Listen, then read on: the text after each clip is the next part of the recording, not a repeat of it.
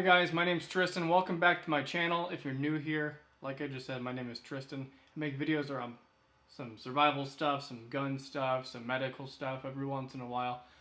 And I wanted to come on here and do a video, since I had done one in the past and people seem to like it, about what's in my car for like you break down and you need a walk, or kind of like shit hits the fan, survival stuff, but more so towards the colder weather, towards the colder climate.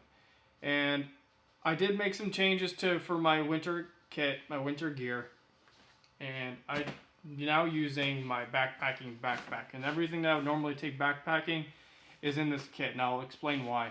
I think taking care of your feet is a huge thing. So I like the smart wool socks. You can pick them up at REI. I went out and bought a pair of these mountaineering socks, and I'll probably be wearing these once it starts to get even colder. There's another pair of smart wool socks on my feet right now. Those are just general hiking socks. They're super warm, real comfortable. They don't retain moisture very much, so they're very comfortable in the sense of if your feet get sweaty, they can vent real well. Now they are a little expensive.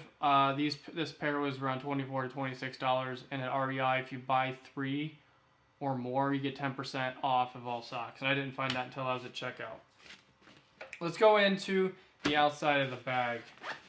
So in this pocket closest to me, you guys can not really see it, but let me go ahead and pull this a little closer here. On the outside of the bag, in these main pockets, I've got some wood cutting stuff, so if I need to walk through some woods, need to set up camp anywhere, just because the sun is setting and I don't want to be trekking throughout the night, I can get some wood and process it. Just as well as on this side, I do have this hatchet, and this hatchet came very sharp. I actually cut through a tendon in my thumb when I was chopping wood a few months ago. So I'll probably never make that mistake again. It wasn't very comfortable. But a hatchet is a very good thing to have, not only for firewood processing, but also self-defense, or if you need to break a window to get into your own car for any particular reason. That's from Adler. I believe it's German made. Definitely German made.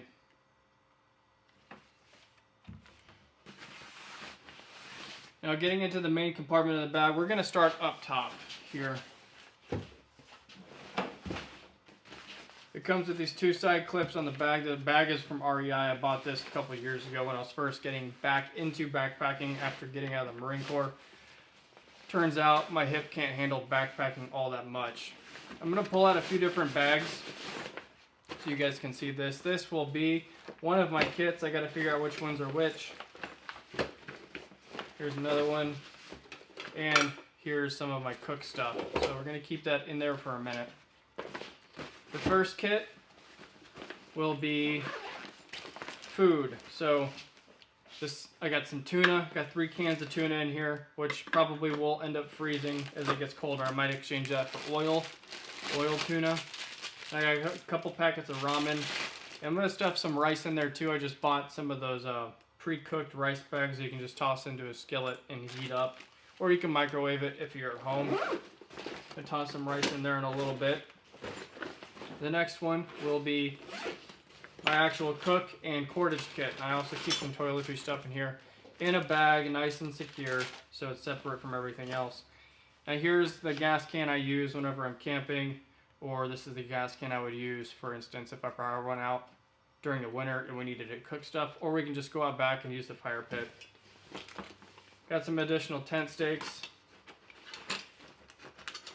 some fire starter blocks, so this stuff you can shave down pretty easily and it catches real well. Anything that this touches, when there's a fire going, it's going to dry it out pretty quickly. Got some cordage, got plenty of cordage, I think. Got another tent stake. And then for the gas can, many of you probably at that point were like, where's your stove? The stove's right here. It's not anything fancy. This is like 30 or 40 bucks at REI. I bought it a few months ago when our power went out initially during a storm. It was out for almost a full week. Definitely not the time of the life to be had. Got some antibacterial wipes. And for some more hygiene stuff, it's going to be Wilderness Wash with Citronella. This would be great in the summer because citronella repels mosquitoes. But in the winter, up here in Indiana, and even most places if it starts to snow where the temperatures dip beneath probably 45 degrees, you don't have very many mosquitoes. They die off for the season. So those are taken care of. Let's toss it back in the bag. Coming up next is my actual cook kit, not including the stove and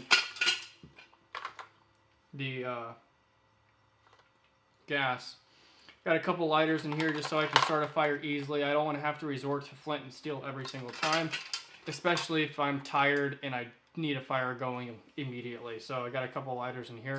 I'm going to give one to my brother because I just set up a little car broke down kit so he can stay warm if it ever broke down. Got some salt and some pepper. And for the cans of tuna, I keep a small can opener in here. That's nice and easy to use. And then if I'm out with Zeus, or if I have multiple things I'm eating or working with, I've got a couple different bowls that collapse into each other just like that, and it makes it real nice and easy. If Zeus drinks or eats out of one, I'll generally toss boiling water in there and swirl it around to clean it as best as I can, and then I consider that good use. For use again. Put this guy back up.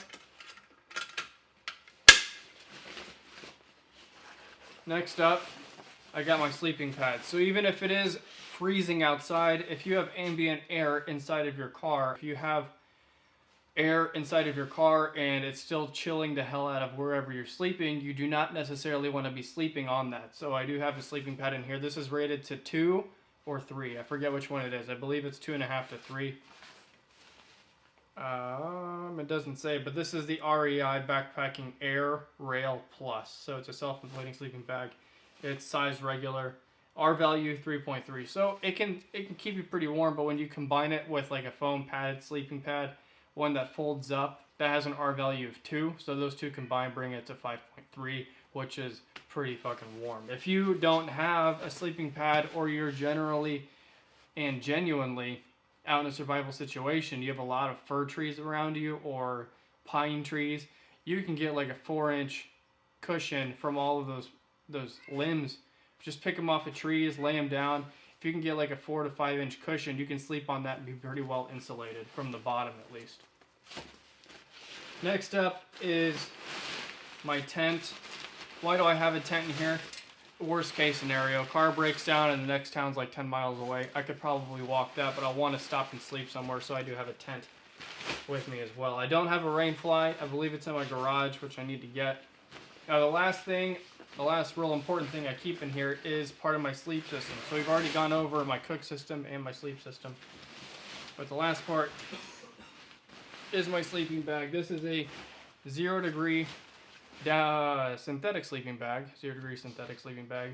I just put my other sleeping bag, which is a 40 degree down, on top of my brother's bag that he's going to take to his car later, so he can put that in his car and have a little bit extra to help keep him warm. And the plus side is with that other one, it's real compressible. This one is not. This takes up the entire bottom half of my sleeping, or of my pack. So I have to be real conscious about what else I want to put in here, because this by itself also weighs about 5 to 6 pounds. And anything else on top of that, it doesn't do me any favors. So that is my entire winter sleeping setup if I ever break down or need to walk somewhere to get to the next town if I'm out in the middle of nowhere. Especially true when you're out in the outskirts in some cornfields and your car goes off the road, which has happened before. Thankfully I could get it out, but it's still nice to have that in mind, especially if you have a family or kids. But if you guys want to see anything else considering this kind of stuff, leave in the comments below and I'll touch up on it in shorts and I'll tag you in it. So thank you guys for watching, and hope you enjoy this video.